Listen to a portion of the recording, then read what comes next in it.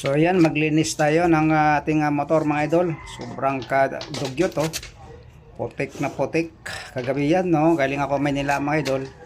Malakas ang ulan no. So ayan, hindi natin nahugasan kagabi. Gabi na din ako dumating. So ayan, binuksan ko ngayong kabila para at least madukot natin yung yung mga ibang dumi no, putik. So ayan. So maglilinis nga tayo. Dito tayo sa labas ngayon. So mamaya pakita ko sa iyo.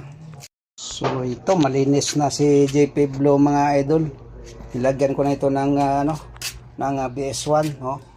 Sobrang dugyot yun kanina kasi kagabi maulan. Galing ako Maynila. So ito na, makintab na oh. Oh, dito yun. Alaga ko, katabi sila. O, tingnan yung mga idol oh. Oh, kintab na. So ang ilalim di gaano kasi may walang tubig sa ito sa amin ngayon. Talagang sa prime water talaga wala nang panahon yata maglagay ng tubig sa amin. So yan malinis na.